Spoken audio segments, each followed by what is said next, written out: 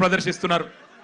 అవన్నీ చూసిన తర్వాత ఒక ఇద్దరు టీనేజ్ పిల్లల తండ్రిగా, ఒక తండ్రిగా, ఇద్దరు పిల్లల తండ్రిగా, అట్లాగే ఈ భారతదేశ పౌరుడిగా వారి మీద జరుగుతున్న దాడులు, వారి మీద ప్రభుత్వం వ్యవహరిస్తున్న తీరు చూసిన తర్వాత మనసు ఊరుకోక ఉండబట్టలేక నిన్న పొద్దున వరంగల్ పోయేటప్పుడు ఒక నిర్ణయం తీసుకున్నాం. ఏదేమైనా ఈ పిల్లల కోసం ఇలా రాజకీయం లేదు, జెండా లేదు, రాజకీయ ప్రయోజనం ఆశించి కాదు.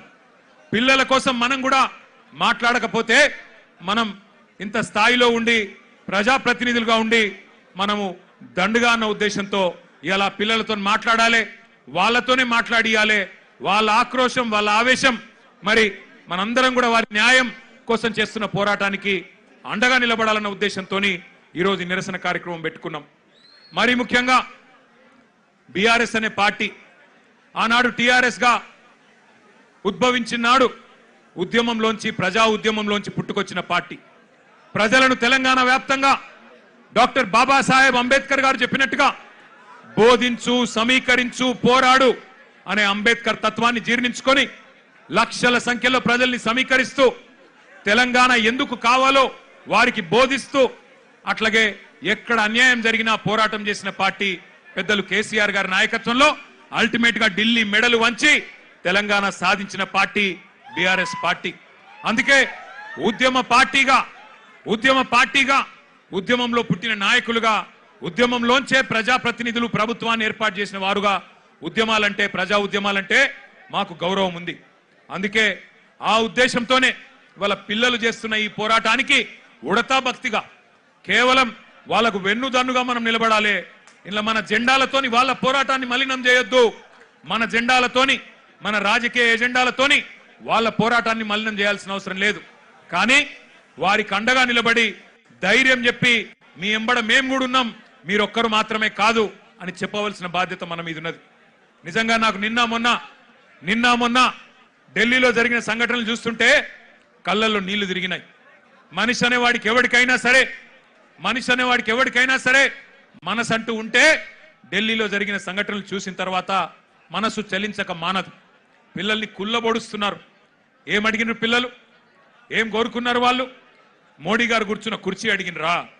లేకపోతే అమిత్ షా గారు కూర్చున్న కుర్చీ అడిగినరా? లేదా ధర్మేంద్ర ప్రధాన్ గారు కుర్చీ మాకు ఈమని అడిగినరా? ఏమడిగినరు? అధికారం అడిగినరా?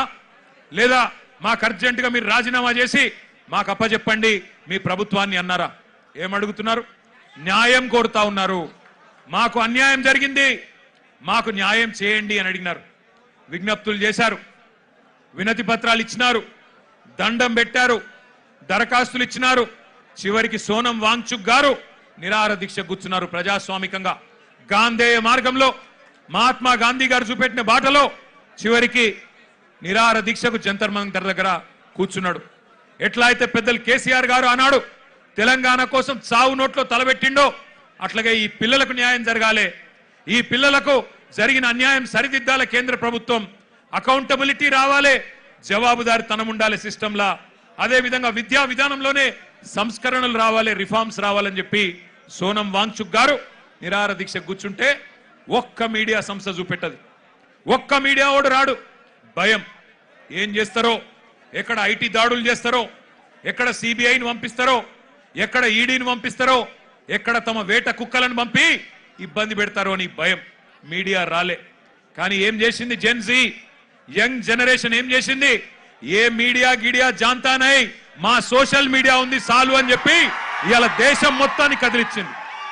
అందుకే అంటా ఉన్న మోడీ గారు, మీరు పెట్టుకోకూడనలతో పెట్టుకున్నారు, ఎవరితోనైతే పెట్టుకోవద్దో వాళ్ళతోనే పెట్టుకున్నావు, నువ్వు కొరివితో తలగొక్కున్నావు.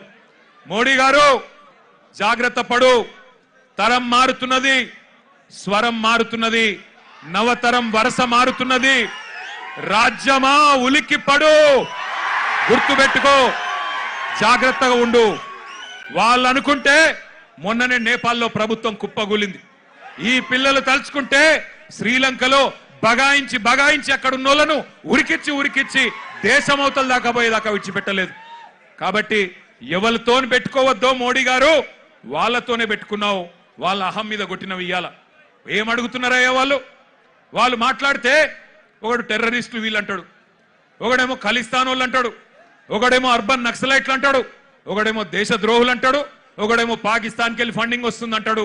పనికి మాలిన మాటలు మాట్లాడతారు. ఇవాళ పిల్లలు చెప్తుంటే ఆ కథలు, ఢిల్లీలో వాళ్ళు మాట్లాడుతున్న మాటలు వింటే నిజంగా మనిషి అనే వాడెవడైనా ఉంటే కేంద్ర ప్రభుత్వంలో ఈ పాటికే పోవాలా, కూర్చోవాలా, మాట్లాడాలా. వాళ్ళ దగ్గర ఏమి డిమాండ్స్ ఉన్నాయో పిలిచి మాట్లాడి బుదిరెక్కించి అట్లా కాదమ్మా ఇట్లా అని చెప్పి సంజాయించి ఎట్లా బాగు చేస్తాం దేశాన్ని చెప్పాలా.